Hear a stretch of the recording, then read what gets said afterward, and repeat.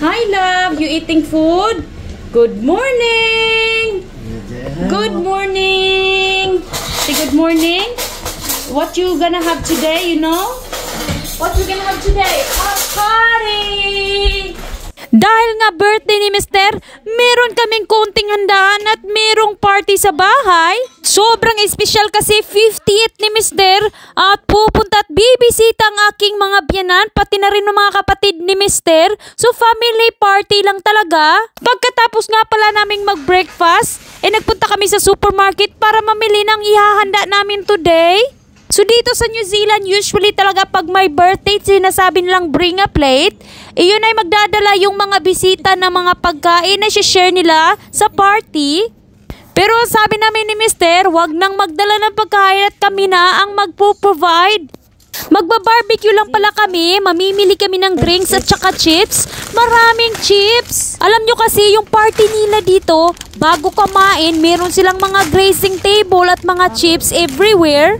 Yan yung pagkain nila bago pa maluto yung barbecue o yung mga pagkain kasi minsan kasi nalilate para naman hindi magutom yung ating mga bisita.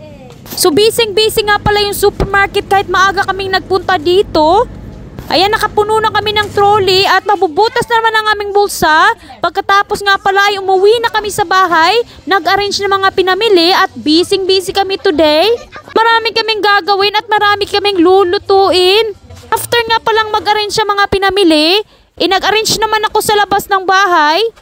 Siyempre, kailangan natin maging presentable today. Buti na lang talaga nag-decorate ako kahapon at hindi ko na kailangan mag-decorate today. Simpleng-simple lang naman yung handaan, hindi talaga siya bonggang-bongga.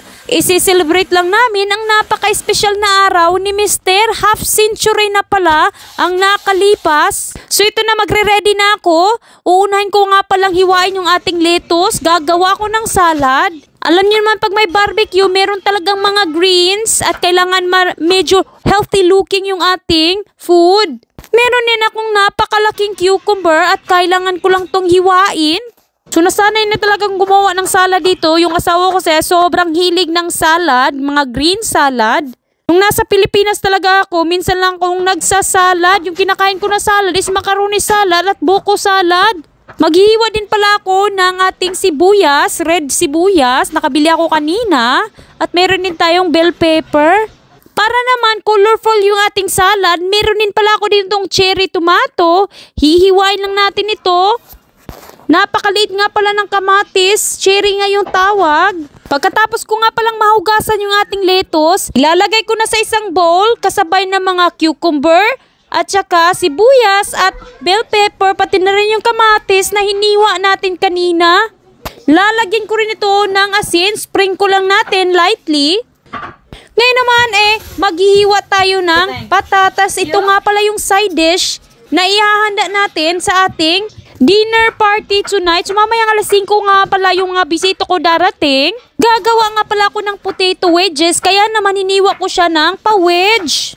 So marami akong patatas dito, dadamihan ko na kasi medyo marami-rami yung pupunta dito sa bahay. Hindi pala marami-rami, konti lang. While naghihiwa ako ng patatas, si Mister naman ay busy sa paghihiwa ng ating sirloin steak. Ito nga pala yung karne na iba-barbecue ni Mister mamaya. Minsan lang tayo makapag-sirloin steak. Pag-birthday lang talaga ni Mr. 50th. Medyo mahal kasi yung sirloin steak. Meron ding lamb chops. Titimplahan lang ito ni Mr. Ilalagay lang muna sa tab. Nag-marinate na kami early para man mamaya diretso na. Isang bagsakan na lang. So naglagay nga pala si Mr. ng olive oil at saka mga spices, salt and pepper. Natapos nga pala ako sa paghiwa ng patatas at ilalagay ko ito sa mainit na tubig. Babad ko lang for 20 minutes. At while naghihintay, maghahalo na ako dito ng mga irarab natin sa patatas. Ito nga palang spices. Meron din itong parmesan, paprika, garlic at salt and pepper. Ngayon naman ay magmamarinate ako sa aking chicken wings. Maglalagay lang tayo ng oil, 2 teaspoon of paprika.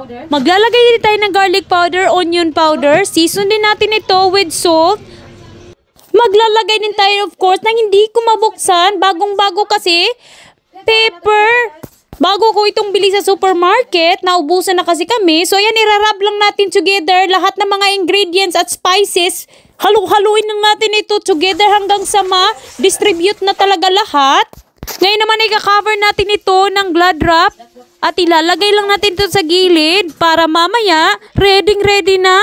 Nagkakatin pala si Mister sa ating mais na ihahanda din mamaya. So natapos ko na nga palang ibabad yung ating patatas sa mainit na tubig. 20 minutes nang nakalipas. Lalagay ko lang ito sa tissue. Ipapapadry ko lang ito. Dapat wala talagang basa.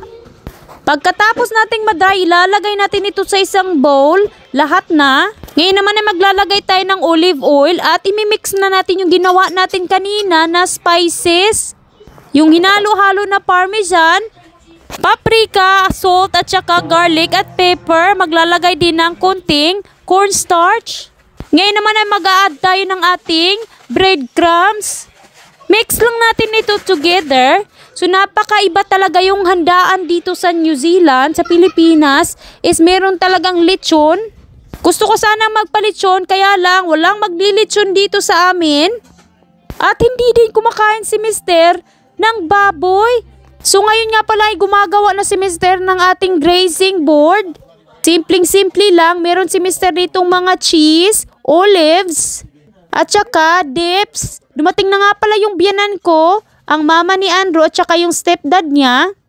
Naglagay nga pala si Mister ng mga crackers at saka additional na cracker. So ayan, natapos na yung grazing board ni Mister. Simpleng-simple lang. At ready na rin yung balcony namin sa aming dinner party tonight. Luto ko na rin yung ating chicken wings at ang ating potato wedges. While si Mister namatan yung kapatid ko, busy sa pagbabarbecue sa labas. Nagluluto nga pala ng chicken wings, sausage at saka yung steak na hiniwa kanina ni Mister at ating lamb chops. So napakarami ng ulam natin tonight. Mabubusog talaga. Naluto na rin pala yung chicken wings na binake ko kanina. Nilagyan ko nga pala ng barbecue sauce, yung ready-made na. Hinaluan ko lang ng konting honey. Pagkatapos, nagboil din ako ng mais at ayan, luto na rin. Naglagay na rin ako ng dressing sa ating salads. Ito nga pala ay vinaigrette salad dressing. Hinalo ko lang yung olive oil at saka white vinegar, mustard. So wala nga palang rice na masiserve ngayon kasi nakalimutan namin magsaing. So potato wedges lang yung side dish natin. So yun na yung handaan namin. Handa sa birthday ni Mister, simpleng-simple lang. Oh. One that jumped Happy birthday to you. Happy birthday to you. Happy birthday, dear Daddy. Happy birthday to you. Hooray! Hooray! blow your one candle out.